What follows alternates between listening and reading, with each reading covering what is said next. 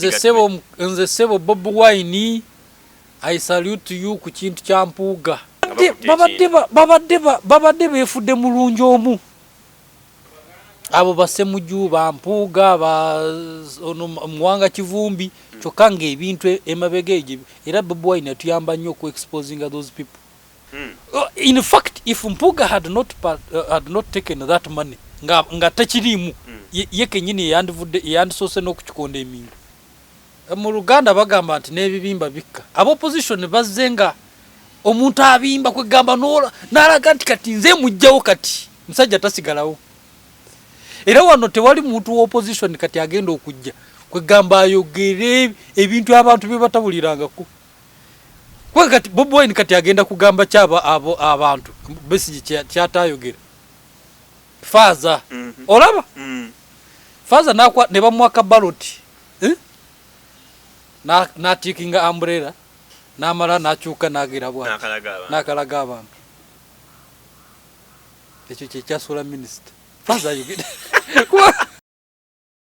Yes, tubaniriza nera abalabi era batugobera wano ku Mulengera Media TV. Batenerero tukomyewo ne muna NRM bamuyite kada omujuvu wa NRM Mwami Jose ne wabyona ni wabine tuwe kujukiza nti yatutegeeza kawo je buvuddeko nti ye musajja wa NRM by birth.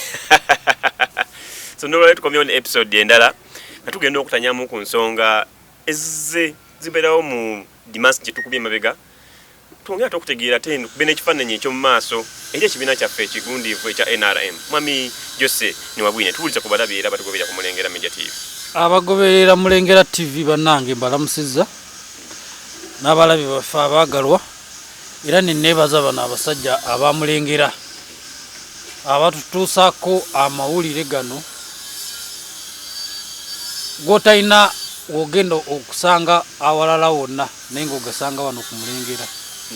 Cross otugambye wano you're not having an exit plan, but n'aba bavuganya, are they like doing anything that shows that they were interested in your position that you are in oba bagala basigala wansi because tulabanga n'abandi bajjemu bali mukulwana bonga bo. No, ekyamazima waliwo abantu abali mu opposition nga tebagala kuvaayo nga gye bafunira emirembe kinjagala nkikubuulira. Tumenyerayo ku examples. No. I want to tell you that there are people because we have very many political parties that are in opposition. I may not mention names. I may not mention FDC. I may not mention. First of all, calculatively, waliwo agamba nti I am an MP. I've been an MP for the last 20 years. Constituency yange is an FDC stronghold. Constituency yange bwengamba nti nvudde mu FDC ngenze mu ruling party I will lose. Kati ngambo era oyo aba asaba nti NRM sigale ngeri wali eri pangulire ku FDC kati oyo omujjayo nga kwafunidde kwazimbidde nyumba mu opposition mu kuvuma Museveni owulira kwazalidde n'abaana kwawasizza omukyala kwa abaana kwe basomedde mu opposition nga ye capital ye nga opposition yeki iyo capital kwegamba ye source of income bichu kama inza nota namfuna kifo kyonna era nga bwabagamba nti kati we are in one party state nga we are soba kukaba bata ina kyagenda kwogera na kugamba gwanga so kati ngoyo olunabalala betukuligana nabo mu systemu okiraba sebo niza example mu babiri the example yagala zaki gwe tozimanyi. You seem to be the one sponsoring right and rifts and fights in opposition. We don't need. No, we don't need. By the way, ekintu kya Mpuuga nakyo kankyogere nze nganze nga nuwabine. In my own opinion, nze ndowooza nti by the way I would stand with Bob Wine on that issue. Why? Because Mpuuga neba nenze ndabira ddala nti babba. Banga abasajja balina omanyi babba including our commission. No, because enjawukana yaabwe yava kuziri 500 million. Enjawukana ya Bob Wine ne deputy we. That was the point of departure And me, my point is, it was beyond the money. It also included wanting power, or wanting being a president of either the NUP no, but or I even think being a president of Uganda. that would be a premature suspicion nti omusajja ali ayagala power. No. In fact, I want to I'm not in politics. You are not supposed to praise the other party. Naye singa Bobi Wine are genuine. The way he came out and said this was wrong. Nga yecha believing mu naye nakyogera lwatu. By the way, ne bwe kyandibadde maybe nga tekiriru. Naye nga buye bwa believing mu akyogera. Na ate n'atalaba nti ono deputy wange. N'atalaba ne consequences. But he stood his ground, he put his foot down, n'agamba wano ensobi yakolebwa. Zine sente zaavaawa. Zava mu commission ani yaziisa. Gwe lwaki olowooza other members who sat on that commission or who sit on that commission abamu tebafuna. Nabanja afuna. Isn't she a member? She is. Isn't Minister of Finance Matia Kasaija wamulaba muntu afunye bitano. Why do you think they never got that money? To me, in my own opinion, that was wrong. Era in fact nze ate kyatuyamba nnyo okulabisa bano abasajja abaludde mu opposition nga babadde beefudde mulungi omu. Abo basemujju bampuuga ono Muwanga Kivumbi kyokka ng'ebintu emabega egyo era Bobi Wine atuyamba nnyo ku-exposing those people, those hypocrites. Nze abo mbalabira ddala nga nanfuusi bennyini. In fact, if Mpuga had not taken that money, nga takirimu ye kenyini yandisoose n'okukikonda emingo. Obunanfuusi bwaffe bwenze nga ndaba. Singa teyalimu abo abatwala ezo ssente mu mankwetu engeri gye yazitwalamu ne banne ne bakomishona baffe ab'NRM, singa teyalimu part of those people, he would have been the first person to throw the first stone at those people. So Bobi Wine is right. To me, Bobi Wine era mukoneramu kwekyo. I disagree with him on so many things. Naye kwekyo kubanga amazima tegalina substitute. Amazima tegalina substitute nti ono lwayogedde kino ge mazima. Ne kakati the same thing nti oli bwakyogedde ni bwabeera opponent we. Nti ku Kasimu kubanga Kasimu mukwano gwange. Bwakyogera agugabeera mazima. Tinaye atono because he's my perceived enemy or your enemy. Tate bwayogera the same thing, it becomes falsehood. No. Amazima gabeera getengerera. And speaking about Bobi Wine, ogamba nti Bobi Wine okujja kulaza ebintu bingi ebiri mu opposition. Abamu bagamba nti n'okwawukana kwa FDC, it is because of Bobi Wine okujja na taking over nga yakulira ludda oluvuganya government. Ekyayitawo okwawukana wakati wa FDC ye Katonga ne FDC najja nakomi. Is this right to your perspective? No, because you see, at the end of the day, politics is the dynamics, they are so dynamic. Our politics are so dynamic worldwide. Nti in a microminute bintu bingi ebiba bikyuse mu politics. Kati bwolaba FDC enkola yayo to some extent in terms of leadership ebadde enkola nga eringa y'NRM. Nga ffe tulaba nti President Museveni ye namba 9 gwe twamuyita luli nga nabo balaba Besigye nga ye muteebi waabwe. Naye ekiseera kituuka abantu, people become senile, people become frustrated, people become disoriented, people become disgusted. Abali genuine nga baagala nkyuka maybe obanga balina ebirala ebyabwe bye baagala ate nga balaba ono amaze ebbanga ng'akola ki ng'agezaako takola ki tabatuusa wali ku mwanjo. Kino ekibuyaga kino people followed Bobi Wine not because bamwagala ye nga ye naye nga bamaze okulaba nti ono tumwadde chance ezimala naye takoze eki kyova olaba nti omuntu yali ayogera n'agamba nti one of the constituencies wano mu Buganda where the umbrella trended nti omanyi bo bakubiranga ki nga they don't have to see omuntu eyesimbewo. Kakati mulimu constituencies, one of the constituencies here omuntu yaddayo okukola ki okwebaza abalonzi banange mwebale mubuuza ati gwe twakukolera ki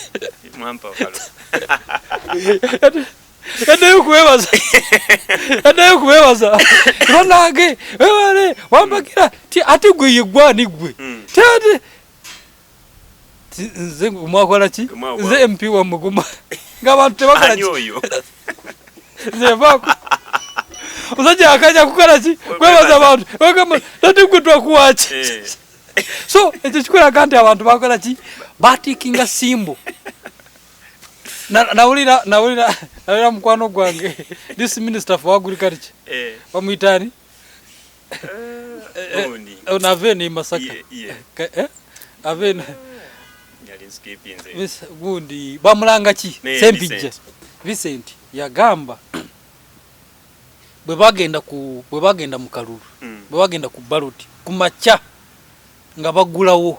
These guys had already mobilized nga they have their baine byama byabwe ebikusike bana atabe nare nga bagamba mujenga bukyali kakati omusajje eyasoka ku line walinga bagenda ku ballot yali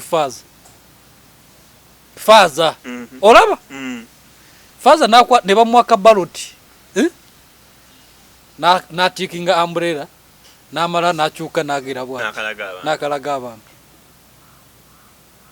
ekyo kyasula minister Faza yugida wawe kati bigenda mu religion kati teba Faza yatikinga nakuba akabonero nalagachi abamu atenga banji atenga nabamu ne basigala abamala okulonda ne bagamba Faza akoze iki Faza alonze era natulaga wa alonze awe tulina okusibira intention yali yakulaga nti nonzo bakulaga kye nonze of course yali yakulaga wali kibalina okukola kati ngambo otyanto oyo yasinga oyo what are you agenda bakolera ki kubanga yayimirira ku ticket ya Faza so kyoli kyenkugambye tabantu batiki bwaje you know when there is that mukokwa mwenche mwitu mukokwa leta ebikere na leta so we had political frogs, political toads, political bichi political asworms ensiringanyizo nazigira muki mumukokwa era cyovola batwina aba MPs bakibogwe kubanga mukokwa yakola ki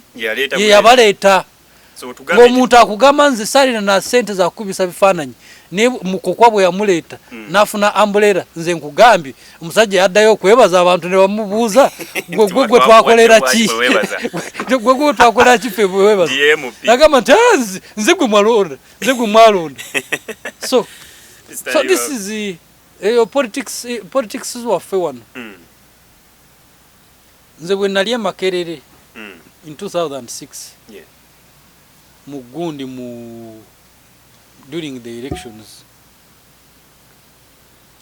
waliwo kibuyaga ngevira ddala waggulu waka tugambe ngevira ddala wansi. Which year was that? 2006 2006 omanya Kalulu ako kekali Kalulu kakubiri Besigye okwesimbamu in fact it was very violent. That is when Besigye was nominated in absentia.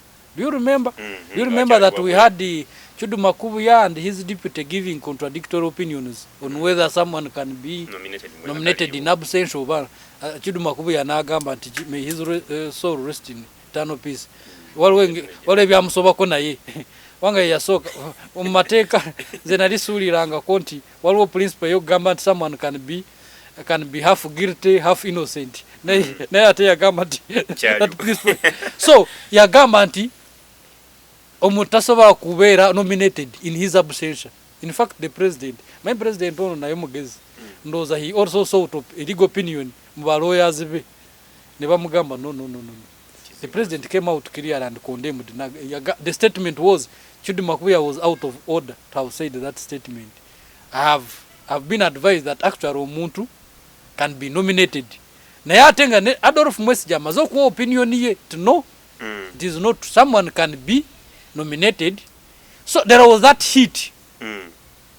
Omanyi excitement mu Kalulu ba hit mu Kalulu eva ku sequence of events ezabaddewo to musajja yali ava mu Western ne bamukwatirawo ebusega ne bamutwala mu komera biki at the end of the day there was that scuffle whether he should be nominated or not kwegamba that sympathy yo yenyine eyongera the other party. So nadde nkugamba nti during that time there was that wave nti ne omuntu bwe yayesimbawo nga GRC owensibirwa oba owa Lumumba oba wa any other hole ngari kasitanga araze simbo y'ekisumuluzo alina okukola ki alina okuwangula. That's how we had the people like the Gerard Garuhangas because that time it was the key trending kyekimwe ekiriwo olwaleero. So kyovolaba mu Luganda bagamba nti n'ebibimba bikka ab'opposition bazzenga omuntu abimba kwegamba n'alaga nti kati nze mujjawo kati musajja tasigalawo. Era wano tewali muntu wa opposition kati agenda okujja kwegamba ayogere ebintu abantu bye batabulirangako. Kwe kati Bobi Wine kati agenda kugamba kyaba abantu Besigye kyatayogera oba eyo group yonna bamugisa muntu ba Dereti Gundi John Kazora ba Matembe ebintu byonna babyogedde. Nabyogedde Museveni asigadde akyayimiridde. Ate webuuza it is true waliwo ebimu ebibeera nga bituufu nga probably nga waliwo amalwaliro agatakola nga waliwo maybe nga waliwo policies ezitakola mu government naye omuntu wa bulijjo yakulaga ebyo byonna byongambye mbiwulidde naye ono omusajja nedda kubanga era nammwe toyina ono abeera talina bukakafu obugamba nti ono byayogera nti ono byatakoze nti ono bwanajja agenda kukola ki agenda bikola nga tuwunzika otugambye nti Bobi Wine abayambye okwexposinga abantu bwe tulabanga abalule mu opposition nga bakola ki nga batulaga nti government imbi government nze sebo Bobi Wine I salute you ku kintu kya mpuuga era if we had a system that really punishes culprits neba commissioners baffe abenaremu abakwata mu kitavu kya sente kubanga ezo sente kyazulibwa nti there was no vote parliament yali teziyisizza kati zo zavaawa era nze ko na tunulira Bobi Wine nga akonde eminga deputy we Bobi Wine goyogerako n'olwale n'ennaku zino zennyinze tuyiseke mabega is punishing Mpuuga ennaku ezo nti the one that participated in the in the arrest of Segirinya and Sewanyana in Masaka. I think he has a big mountain to climb in terms of adducing evidence to that effect. To me, Bobi Wine ndowooza akendeze maybe kinsobola okumuwabulako. He should reduce on the loose talk. But you've said you support him in exposing the opposition, the ill acts of the opposition. No, waliwo ekintu kyoberanga. No, you see, Bobi Wine, first of all, Bobi Wine ayina ba lawyers abamu surrounding. Yes. Ruvongoya is a lawyer, Joe Resoni is a lawyer, n'abalala. Katana we bali nnyo. But he should treat very, very carefully, especially in bigambo. Kati ayina bukakafu kikwe. Kubanga kiri kyenkugambye, why I'm supporting him is that at the end of the day it was discovered that this money came from nowhere. It's not accounted for. That's why abantu abamu tebazifuna. Ekyo kiri evidential, there is that evidential value to that argument. Neka kati wano maybe bwaba ina evidence. I think that's why the other gentleman Mpuuga has made a decision to take him to court. Ajabi gambe court bwaba ina obukakafu. Kyesubira ntabuyina. How did he pass? Abuja kusewanya na gwe bakola ki? Gwe bakola. No, because to me I had that I did not watch it by nakiwulira ku mawulire. The man literally forced Sewanyana to say what he said.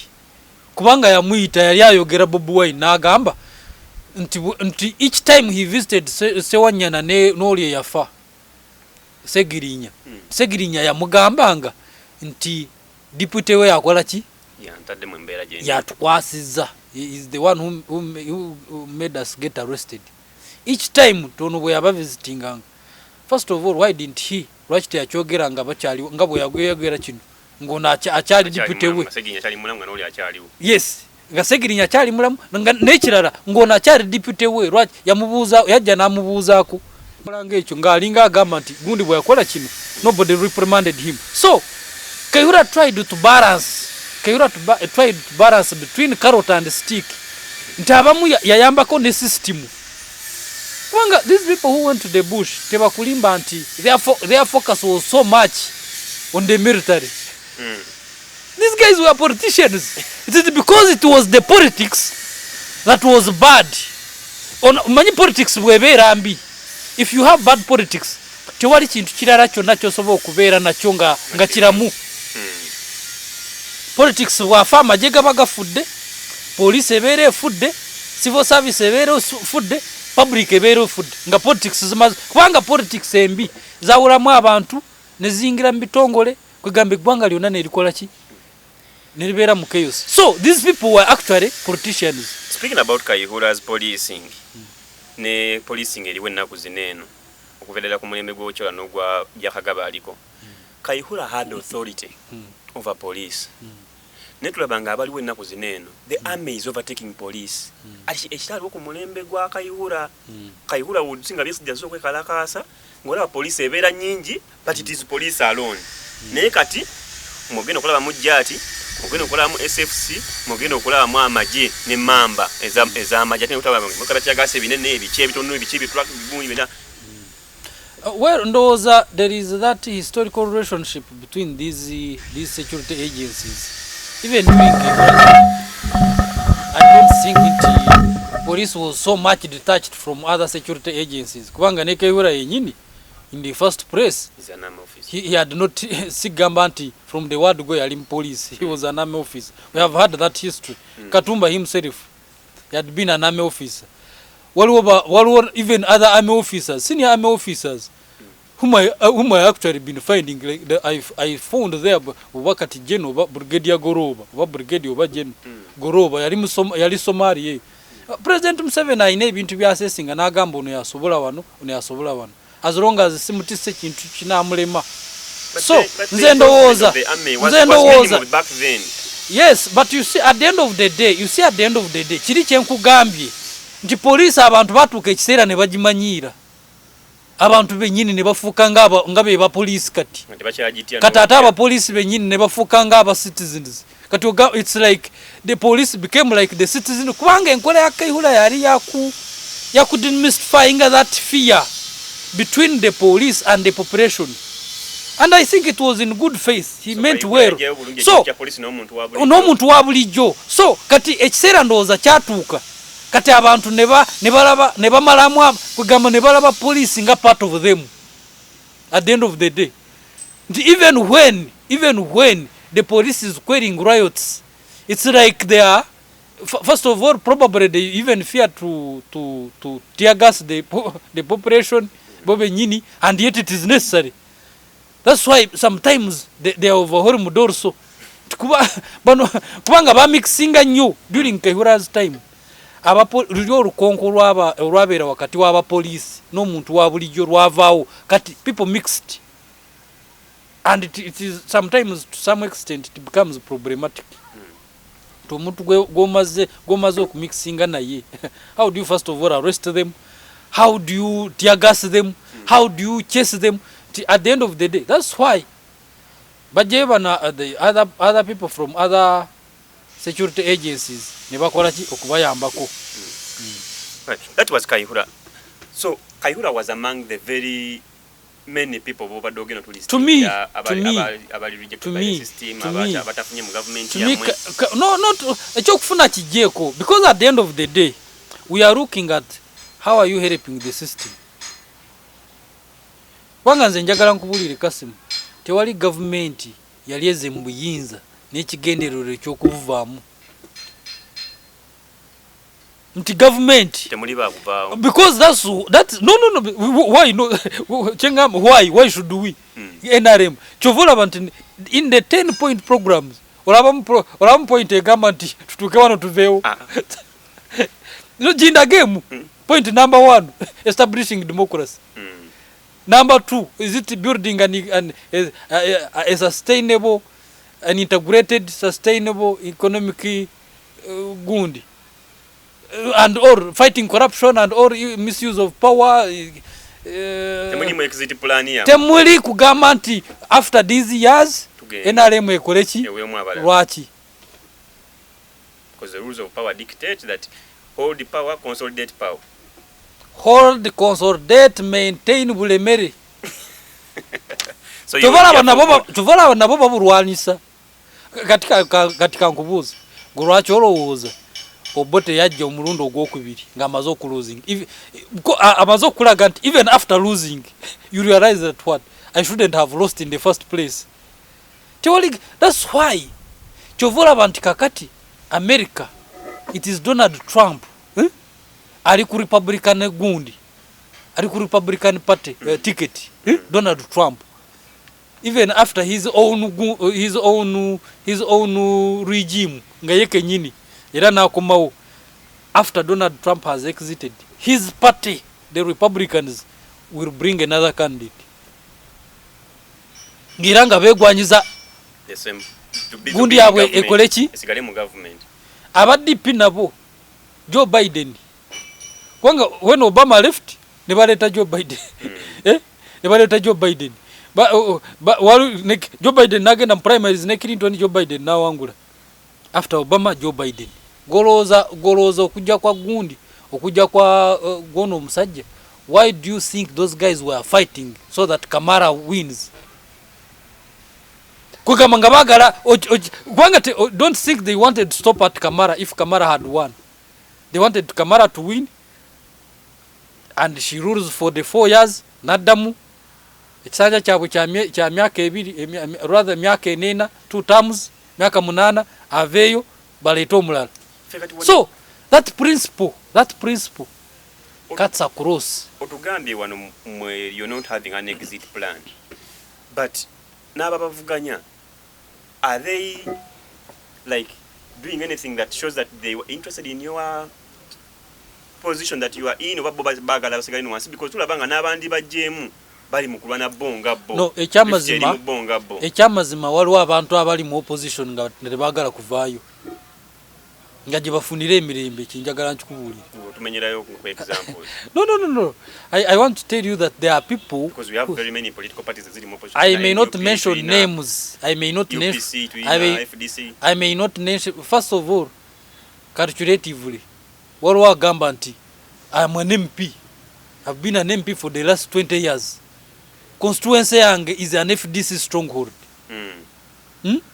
Constituency yange bwengamba nti nvudde mu FDC ngenze mu ruling party, I will lose. Kati ngambo era oyo aba asaba nti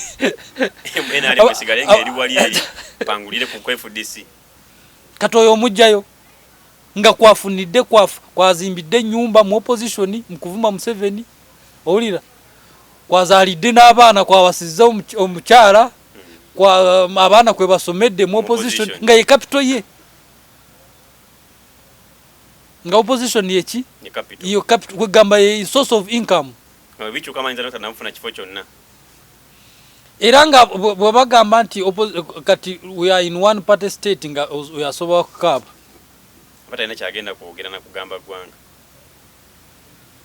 So kati ngoyo olunabalala betukuligana nabo mu system. Okiraba sebo? Niza example mu babiri. The example yagala zaki gwe tozimanyi. You seem to be the one sponsoring riot and rifts and fights in opposition. We don't need. No, we don't need. By the way, ekintu kya Mpuuga nakyo kankyogere ku nze nganze nga nuwabine.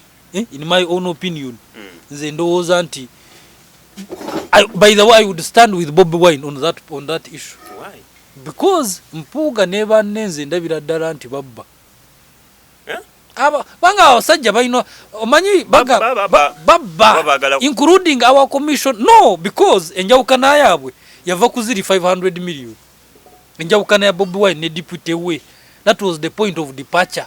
And my point is Abalabagamba it was beyond the money. It also included wanting power or wanting being a president of either the NUP. No, but I think that would be a premature suspicion nti omusajja ali ayagala power. No.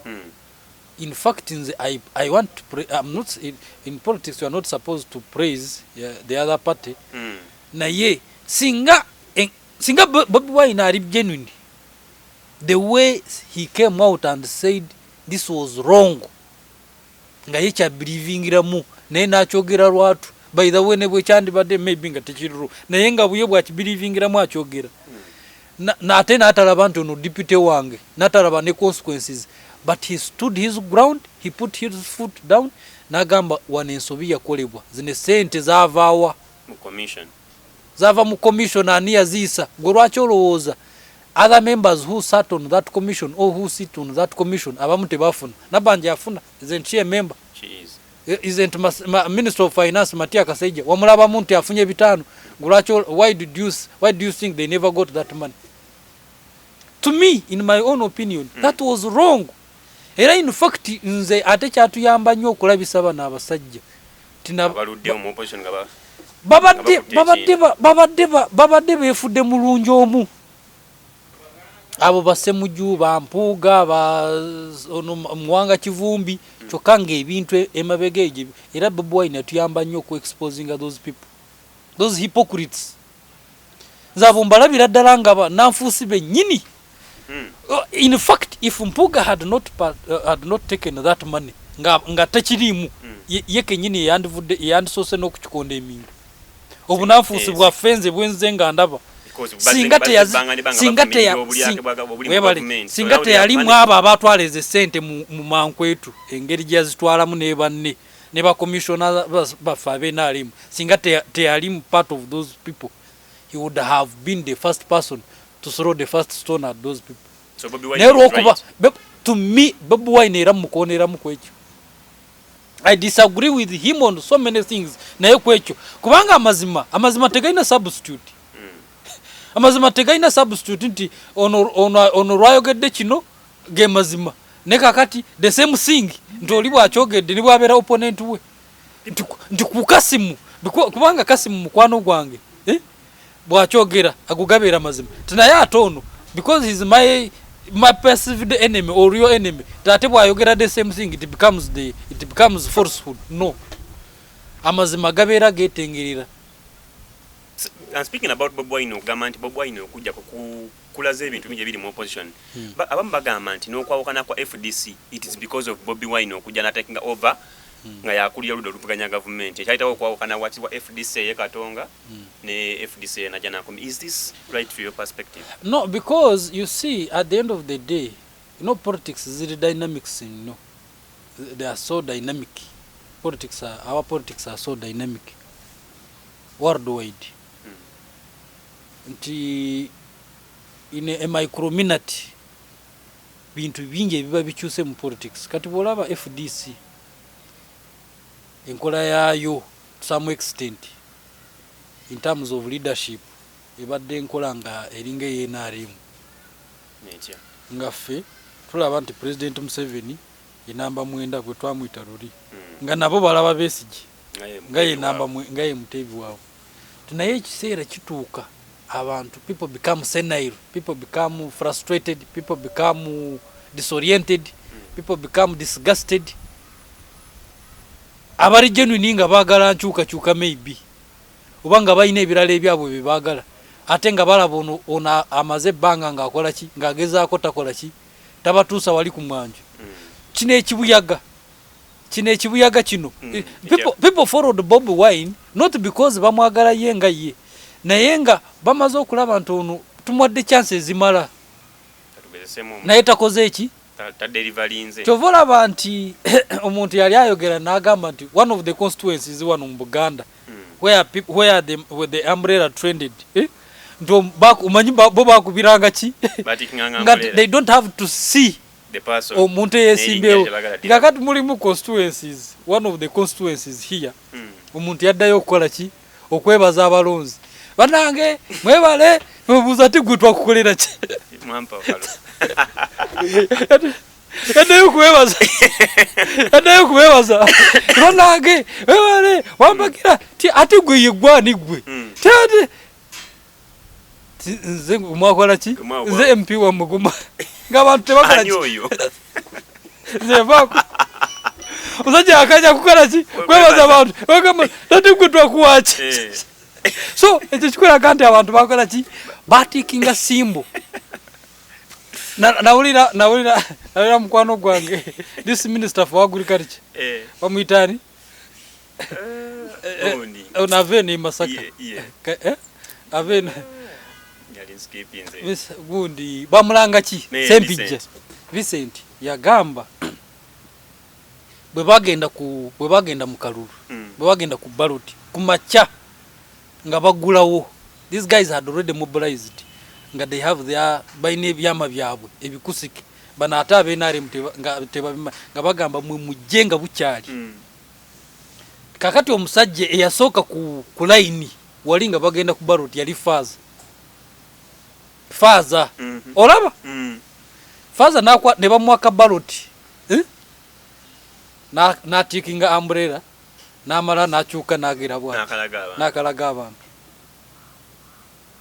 ekyo kyasula minister Faza yugida kwa kati bigenda mu religion kati teba Faza ya tikinga nakuba akabonero nalagachi abamu atenga banji atenga nabamu ne basigala abamala okulonda ne bagamba Faza akoze iki Faza alonze era natulaga wa alonze awe tulina okusibira intention yali yakulaga nti nonzo bakulaga kye nonze of course yali yakulaga wali kibalina okukola kati ngambo otyanto oyo yasinga oyo what agenda bakolera ki kubanga yayimirira ku ticket ya Faza.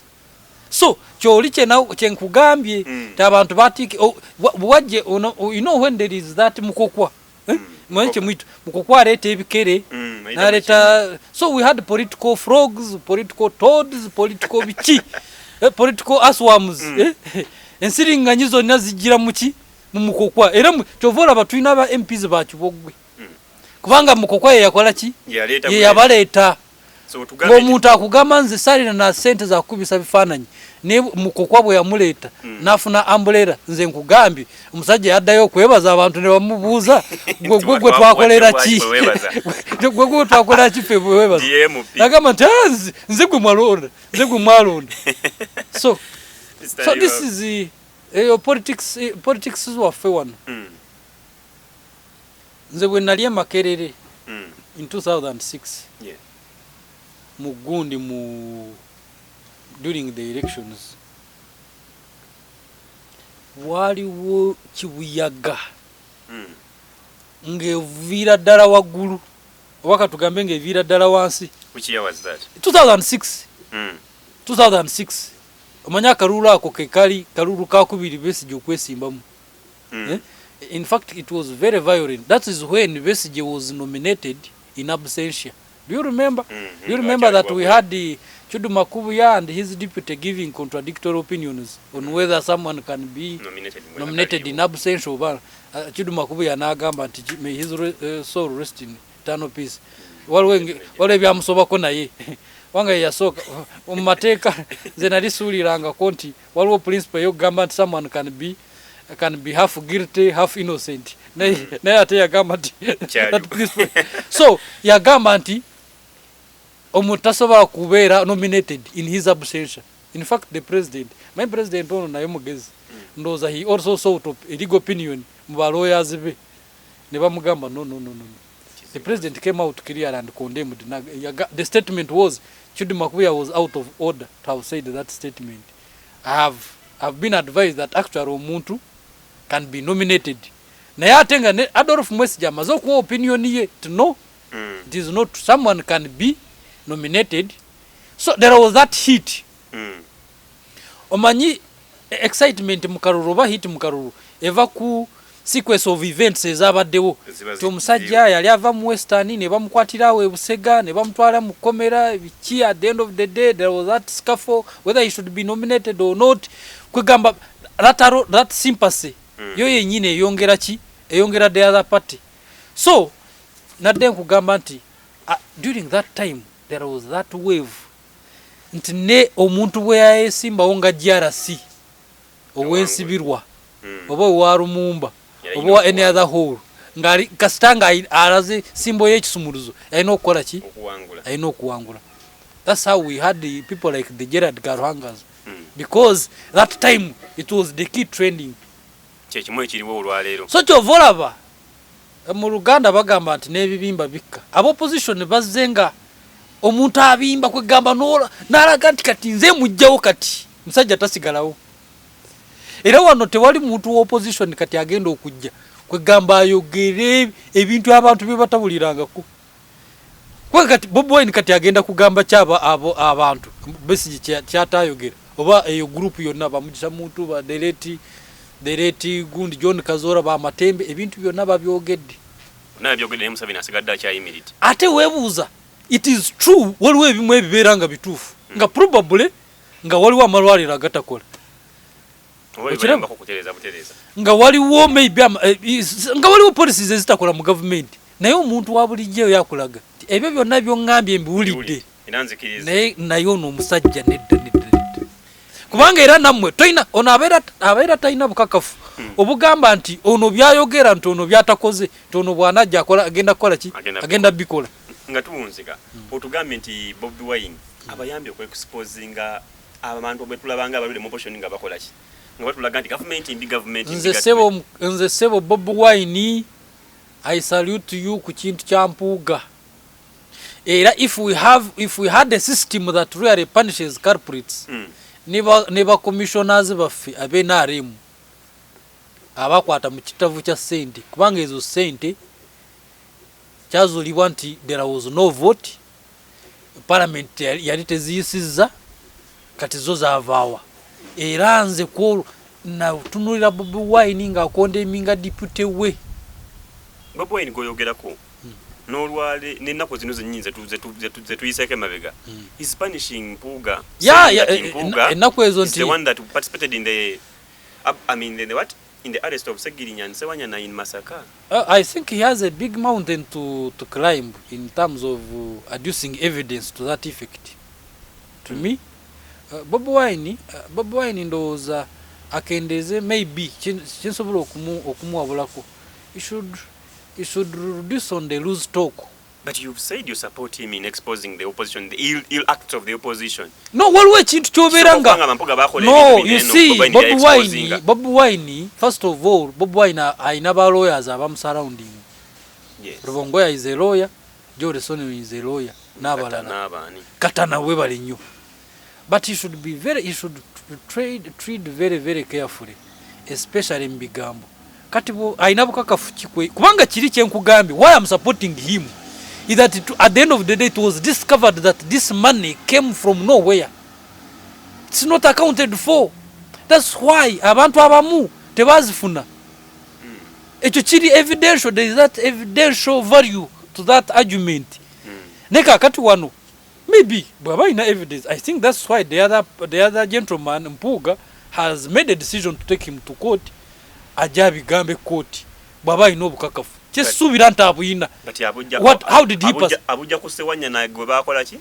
Gwe bakwa. No, because to me I had that I did not watch by nakiwulira ku mawulire. The man literally forced Sewanyana to say what he said. Kubanga yamuyita yali ayogera Bobi Wine n'agamba nti each time he visited Sewanyana n'oli yafa Segirinya. Segirinya yamugambanga nti deputy we akola ki? Yantadde mu mbeera gye. Yatukwasizza. He is the one who made us get arrested. Each time tono bwe yaba visitinganga. First of all, why didn't he? Lwaki teyakyogera nga bakyali nga bwe yagwegera kino ng'ono akyali deputy we. Segirinya kyali mulamu nga n'oli akyaliwo. Yes. Nga Segirinya kyali mulamu n'ekirala ng'ono akyali deputy we. Lwaki yajja n'amubuuzaako. Nakimubuuzaako nti each time I go to visit these guys bangamba nti okubasiba kwabwe okuyinamu omukono lwaki teyamubuuza nga akyali awo. So nze ndowooza because tuli mu politics waliwo ebintu byolina okwogera naye waliwo ebintu sigamba nti buli kimu kyowulidde even if by the way even if it is true nti Segirinya yakyogera naye gwe bw'oba nga tolina bukakafu I wouldn't advise you really to engage yourself in that loose talk kubanga watyanga si kituufu. Look at the damage you have caused to this party. We need to balance these things. Nze nkugambye wano kucha commissioners abatwala sente abana. I stand with that line of Bobi Wine you are taking. Era singa mu system yaffe NRM twalina system eyokupanishinga abantu abakoze ebintu ebyefujjo ng'okutwala sente ngezo. I would have supported reprimanding those commissioners.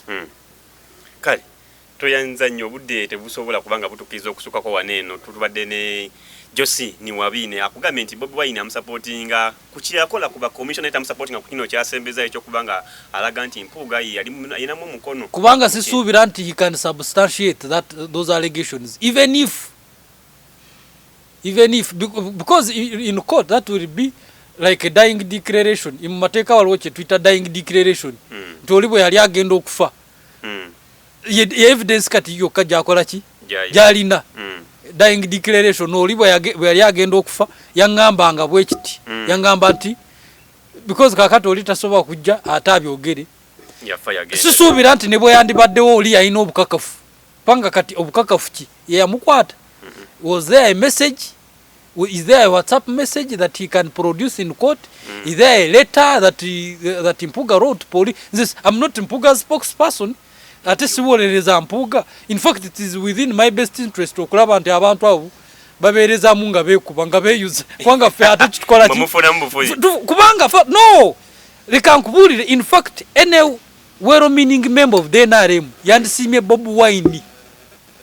Bobi Wine akajja ku stage bana abasajja batubobyanga dda omutwe nga tubagamba nabo babbi naye nga abantu tebabalaba kati Bobi Wine yatuyamba okuexpose era ne Ssemujju oyo akubisa benaremu omutwe singa wabaayo akamu akavaayo naye ne tumulabanga mugenda kulabanga omusajja naye mubbi Ssemujju naye mubbi it is very possible sigamba nti mubbi naye it is very possible you see okubeera nga tebakukwatanga naye ng'obba tekitegeeza nti toli mubbi kubanga Mpuuga bwe lwali nga tebannamukwata he was a very clean man naye nga byakola ate tosobola kuŋŋamba nti ekyo kyokka ezo sente zokka ze yali abbyeko waliwo endala zetutamanyi that's why I'm saying we should praise whoever comes out to expose these people who have been pretending, these hypocrites who have been pretending to be clean.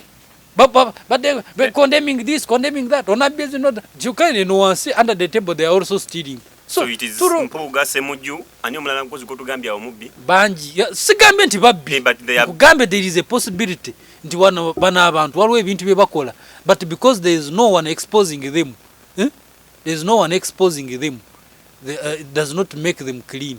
Those Mwanga Kivumbi Namboze Mpuuga Ssemujju ono musomesani Sewungu and that group abantu kubanga bwovaayo n'olaga nti gwe buli kimu okikondemminga even nekiri mu right. It is good to condemn what's wrong naye nga gwe ziri clean ng'engalo zo ziri clean. If your hands are clean you have a right to condemn those who are unclean. Naye bw'obanga naawe oli mufere you have no right to condemn the fero bafere kubanga era you are in that group also. Okay. Tubadde ne Josie Niwabine musajja wa NRM musajja kada wa NRM by birth akikatiza nnyo nga by birth not by subscription not by recruitment not but you have an NRM card definitely naye newe card yange eri ku mutima but I have the card even here I have it kale atenga musajja ajja kwesimbawo ku bwa seke nyona maani mu Buganda waneeno njya kwesimbawo kukiikirira Buganda simba mu Buganda naye I'm representing because at the end of the day all the delegates across the country be batukubira tweyanza nnyo twinda te week ejja tugenda kukwata mu episode endala tweyanza